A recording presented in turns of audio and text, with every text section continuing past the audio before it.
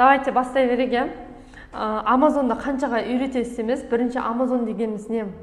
Wildberries'тің вообще нарыққа шыққанына 2 жылдан бері, вообще оның өмірге келгеніне 2 жылдан бері уақыт болған сайт, әлі де жаңартулар, әлі де өзгерістерге ие болып жатыр. Түрлі зависание, түрлі андай ауытқулар болып жатады Wildberries'те. Ал Amazon 1994 жылдан бері бүкіл әлемдік нарықта номері бірінші ең ірі сату алаңы болып табылады. Ең үлкен алпауыт сату алаңы болып табылады. Сондықтан мысалы Wildberries, Kaspi, Alibaba, тағы да қандай бар, мысалы бүкіл маркетплейстардың обороттарын алатын болсақ, бір жылдық 20 миллиардты құрайды екен.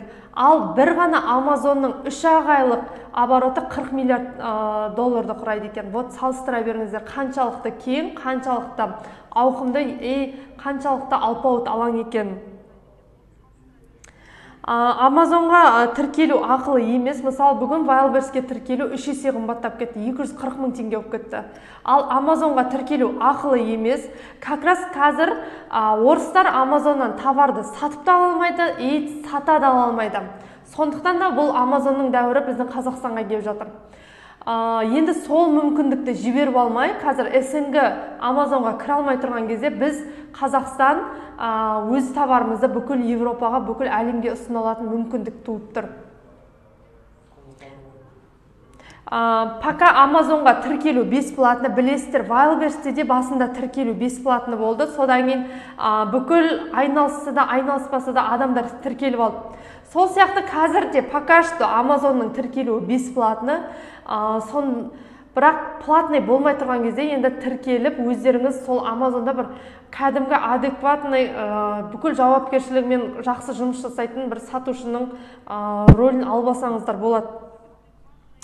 Доставка Амазонда біз Қазақстаннан, немесе Қытайдан, Қазақстаннан, то есть, мысалы, Қазақстаннан, Алматы, Астанадан, Wildberries сияқты складтардан жібере алмаймыз.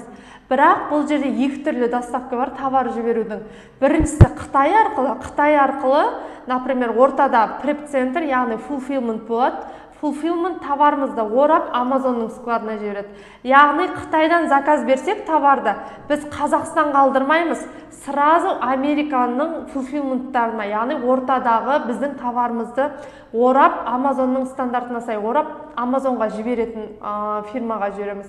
Екінші товар жіберудің әдісі ол америкалық оптовиктар, яғни Европаның оптовиктарына шығамыз, переводчик арқылы мына компьютермен келісеміз, олар бізге инвойс, яғни счет жібереді, сол счетті төлейміз, болды.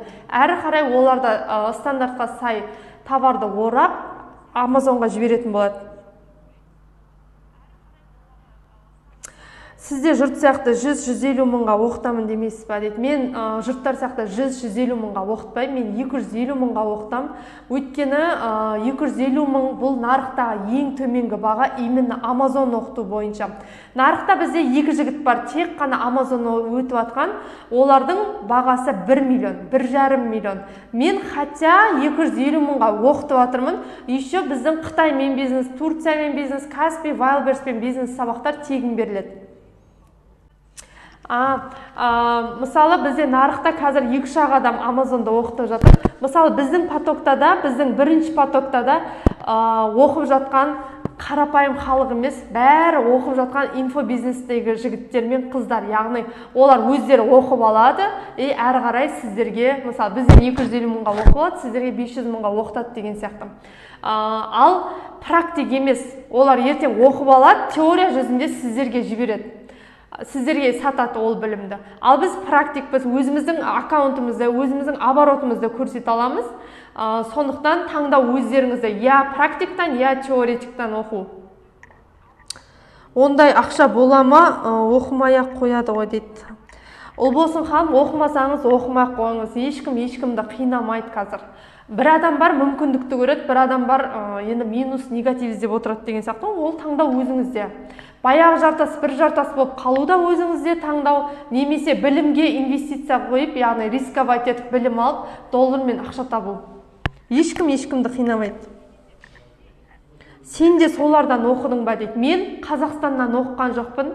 өкінішке орай ма или қуанышыма орай ма мен Ресейден оқыдым, және мен курста жалғыз болмаймын. Менің ресейлік спикер, яғни менің ұстазым да осы менің курсымда бірге болады.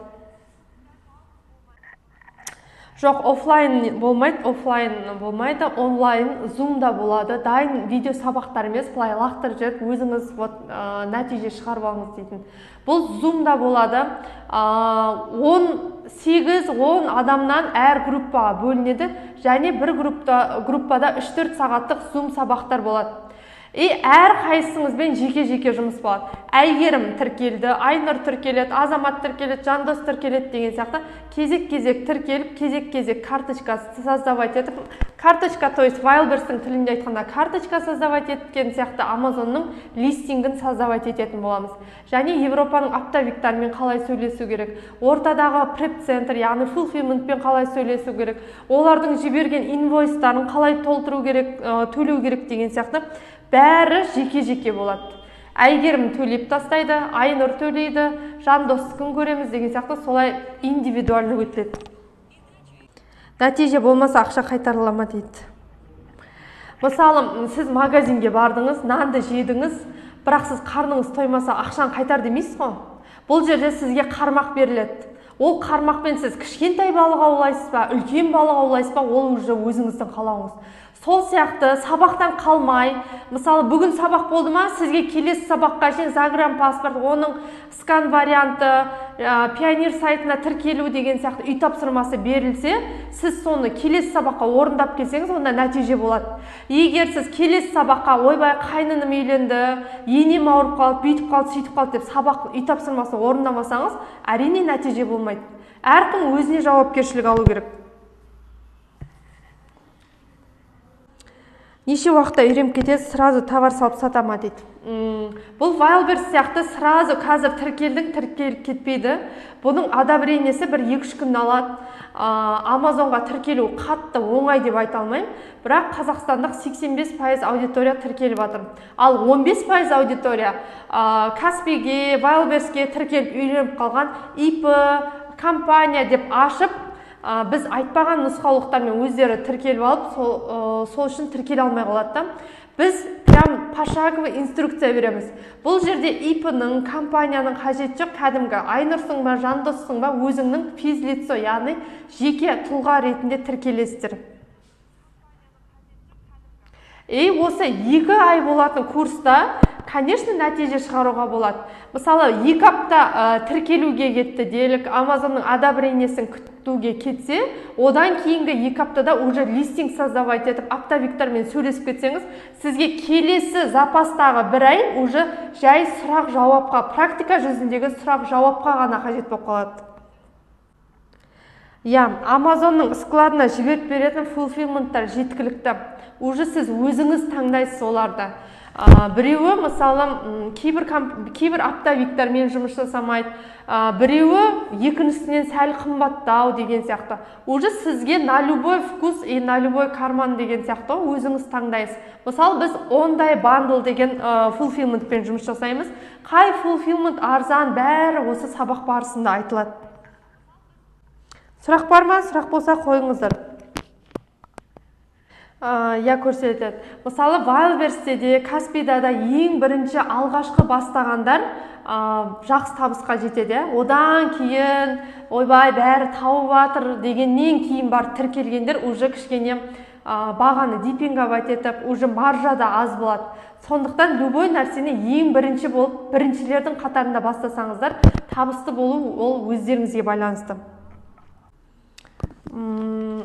Амазонда айтатын болсам, мысалы, Wildberries'те бар ғой, ФБО, ФБС деген сияқты. Бұл жерде де ФБС және ФБА деген бар. ФБА самый оптималды варианты, өйткені біздің товарымызға полностью Amazon жауап береді. Егер біз fulfillment арқылы Amazonға жіберіп қойсақ, уже Amazon біздің товарымыздың сақталуына, яғни жоғалып кетпеуіне, мысалы, Wildberries'те қаншама миллиондық товарлар жоғалды. Ондай болмайды, өйткені бұл аяғынан тік тұрған 1994 жылдан бері әлемдік деңгейде жұмыс жасап келе жатқан сату алаңы болғандықтан, ФБА мен жұмыс жасасақ, товарымыз Амазонның складында сақталады. Екіншісі доставка жасалады. Үшіншісі, егер любой жерде возврат товара болады. Возврат товарында уже Амазон өз мойнына алып, клиенттен товарды алады. Бәріне бере бермей ма дейді. Егер сізге бермесе, мысалы, бәріне бұлайынша береді. Просто видеозвонок тағайындайды 2 күннің ішінде. Немесе, в основном видеозвонок. Сол видеозвоноктың сағатында біздің қазақтар өте бір қарбалас жүрген халық қой. Сол видеозвоноктың уақыты сағат 11 дей ма, 11-де шыға алмай қалады, болды, отказ келеді. Бірақ сіз күйеуіңіздің, туған туыстың загранымен қайта тіркелсеңіз болады. Тіркелген платный ма дейді. Тіркелген платный емес, бірақ мысалы любой Каспи банктың карточкаларының абонентский плата бар ғой.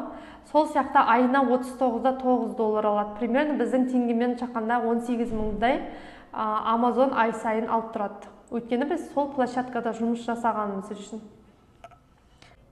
Комиссия бар, комиссия бар, любой жерде комиссия бар. Енді бесплатный еш нәрсе жоқ. Комиссия бар, логистикаға бар комиссия, товардың жаңа НДС-тары бар. Бірақ Amazon мысалы мемлекетке біздің атымыздан налог төленеді. Ол да осы комиссияның ішіне кіріп кетеді. Оның бәрі толыққанды сабақта айтылады. Мынаның комиссиясы $0.12, мына логистиканыкі деген сияқты бәрі айтылады. Amazon ИП-ТО жоқ, ИП-ТО болудың қажет жоқ. Біздің ИП-ТО ол жақта вообще роль не играет. Кәдімгі физлицо, яғни жеке тұлға болып тіркелеміз. Доходқа шыққанша, 2 айдың ішінде енді доходқа шықпау мүмкін емес деп ойлаймын. Біз студенттерді қазір прям доходқа шықты деп көрсете алмаймыз. Прям өйтіп өтірік айтып мақтанбай қояйық. Өйткені біздің бірінші потоктың басталғанына 2 апта болды. Олар тіркеліп, енді листинг деген тақырыпқа келіп жатыр. Может, тағы бір 2 аптадан кейін уже результаттармен бөлісеміз. Өздеріңіз білесіздер, Amazonның келіп жатқаны енді ғана. Курс 2 ай болады, курс 2 ай, полностью 2 ай сопровождение.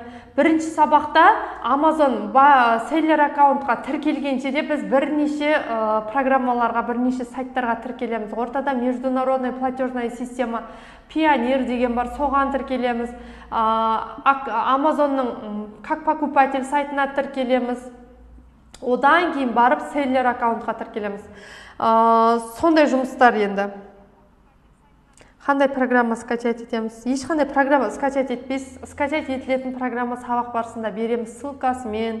Және сабақ барысында Европаның оптовиктары беріледі. Егер даже сіздердің аттарыңызға аккаунт ашылмаған жағдайда аккаунт сатып алуға болады. Аккаунт сатып алатын чаттарды да береміз. Қай жерден қандай аккаунт сатып алсаңыздар болады. Мысалы көп оборот жасаған, уже 2 жыл болған аккаунттар, олар сәл қымбаттау. Олардың Amazonдағы рөлі де өйткені жоғары болады. Енді бұның детально бәрі сабақта айтылады. Товарды қайдан аламыз? Товарды Европаның оптовиктарынан аласыз, немесе Қытайдан прямой сол Amazonға жібересіз. Ниша таңдауға көмек беріле ма? Бұл жерде бір бас қатырып ниша таңдамайсыз. Мысалы, Wildberries-тің тілімен айтқанда хит товарлар, хит товарлар тізімі берілетін. Бұл жерде вилка товара деп аталады Amazonның тілінде. Сол вилка товарларды сіздерге береміз. Сол бір вилка товарды сабақ барысында әр қайсыңызбен оформлять етеміз. Әрі қарай продажаға алып кетесіздер. Бағана осы эфирдің басында айттым ғой, Айнұр бір карточка создавать етеді, Жаннұр бір карточка, Азамат бір карточка деген сияқты жеке әр қайсыңыз карточка создавать етіп отырамыз эфирда. Бұл бір дайын видео сабақтар емес. Өзіңіз алып, өзіңіз қорыт дегендей. Мені осы TikTokта танитындар бар, танымайтындар бар. Біз 7 жылдан бері Қытаймен саудада жүрген экспертпіз. Бізде Гуанчжоу қаласында, Ю қаласында складымыз бар. Турцияда, Стамбулда бар каргомыз. Алматыда Сәлем базарында. Сондықтан Amazonға шығып жатсаңыздар, біздің Гуанчжоудағы складқа товарды әкелдіріп, уже біздің өзіміздің сол жақтағы қазақ балдар Amazonның складына салып жібереді. яғни прямо бірден Амазонның складына топ етпейді, ортада преп-центр, яғни fulfillmentқа барады. Fulfillment стандартқа сай орап, бізге инвойсын жібереді, инвойсын төлегесін уже Амазонның складына кететін болады. Бұның бәрі бір қиын дүние, миға сыймайтын дүние дей болып көрінеді, дегенмен бәрі бір компьютер, бір соткамен бітетін дүние. Карточка толтырма, енді бұл жерде Wildberries-тің тілімен карточка, но бұл жерде листинг деп аталады. Листингті бұлай описание жазып, характеристика жазып толтырмайсыз. Бірақ сол листингті енді продажаға шығару деген бар ғой, соны жасайсыз. Амазонда карточка толтырылмайды, қаншамен бастауға болады? Примерно 200-300 доллар. Бұл жерде мынандай, қаншалықты көп суммамен кіресіз, соншалықты көп маржа деген сияқты. Енді мысалы 200-300 долларға жай сумкалар, носкилар, заколкалар, или мен сияқты қағаз пакеттер деген сияқты жай қатты қымбат емес заттармен бастауға болады. Егер мысалы бізде бірінші потокта қыздар бар, инфобизнесте жүрген, 10 миллионмен бастаймын Амазонға, мен прям білек сыбана кірсем 10 миллионмен бастаймын дейді. Олар может техникамен, не знаю, мебельдермен бастайтын шығар. Әркім өзі біледі бұл жерде. Уже анализ жасайды. Анализ жасайтын программаларда беріледі сабақ барысында. Сонымен анализ жасай отырып, уже өзіңіз таңдау өзіңізде болады. Қаншалықты қандай суммамен кіру.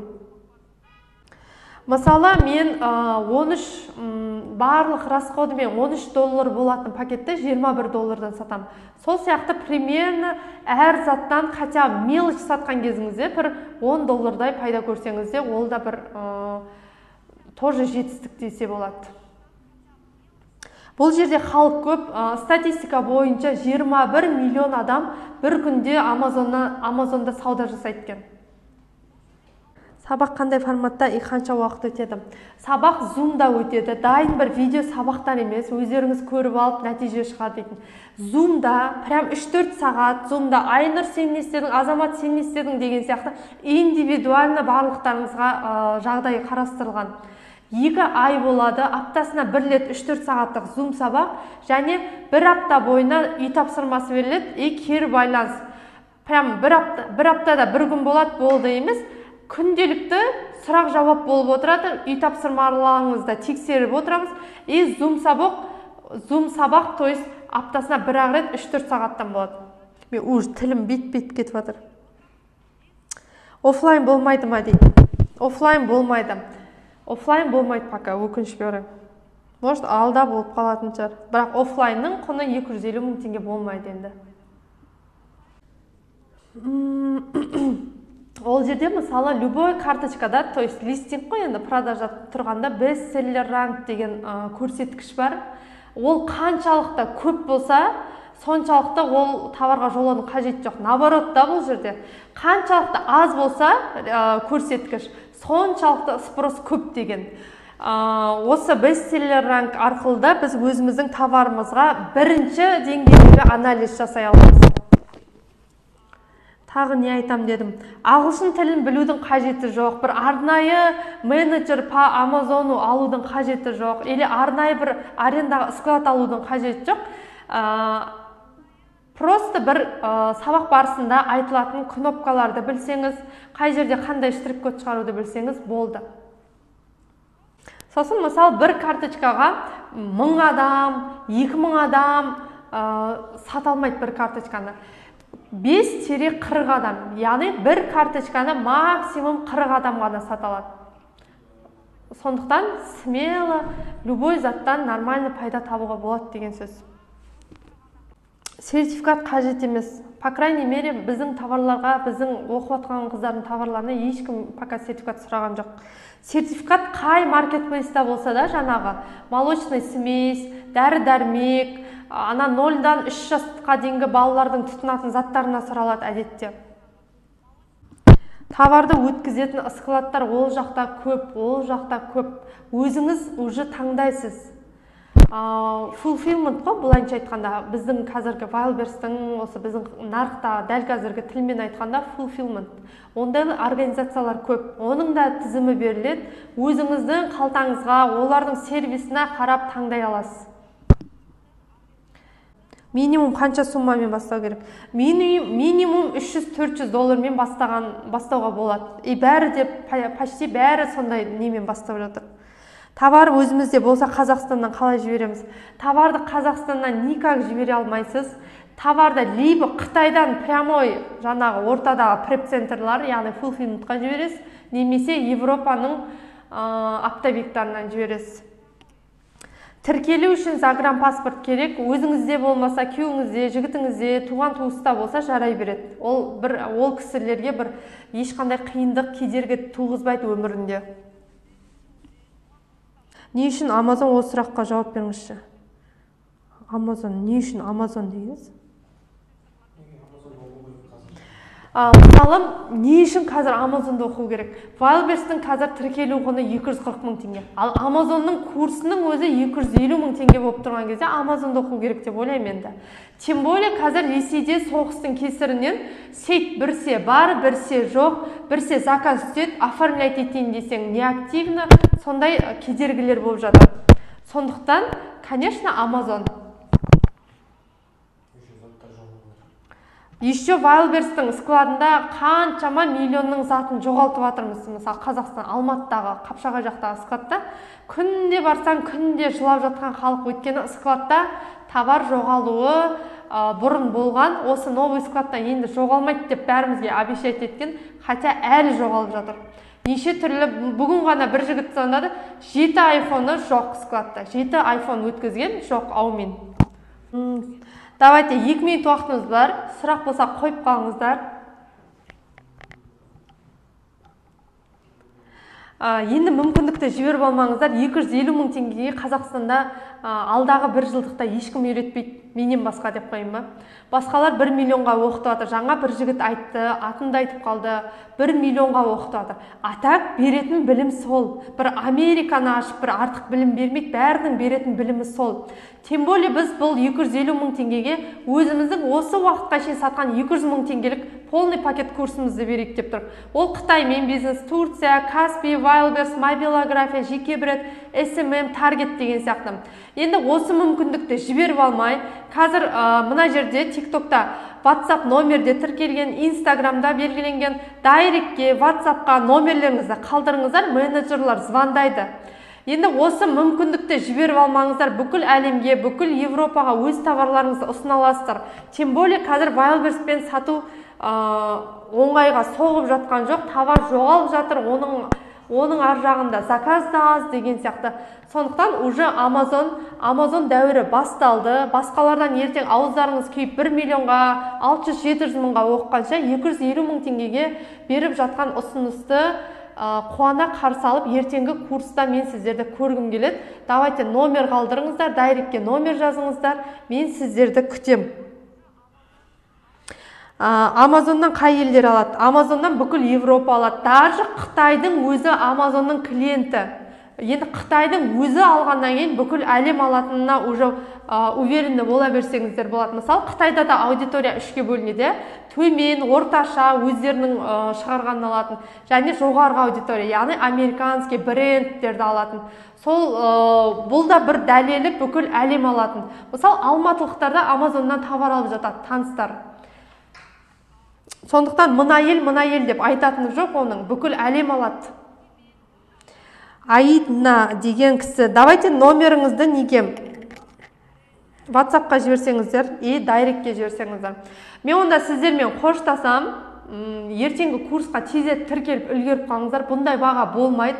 Бұл сөзді естіп қалған шығарсыздар, бірақ шынымен де бұндай баға болмайды. Өйткені әдетте курстың құны 550 мың теңге. Сондықтан бұл мүмкіндікті жіберіп алмаңыздар. Рассрочка бар, рассрочка ешқандай переплатасыз рассрочка бар. 12 ай, 6 ай, 3 айға рассрочка бар. Жарайды, барлықтарыңызбен қоштасам, ертең курста кездескенше мүмкіндікті жіберіп алмаңыздар, сау болыңыздар, номерлеріңізді қалдырыңыздар, бөліп төлеу де бар. Мысалы, 12 айға бөліп төлейтін болсаңыздар, 16 мың теңгеден келеді. 6 айға бөліп төлейтін болсаңыздар, 30 мың теңгеден келеді. Енді 30 мың теңгеге бүкіл әлемді, бүкіл Европаға товар салу енді үлкен мүмкіндік. Сондықтан мүмкіндікті жіберіп алмаңыздар, сау болыңыздар.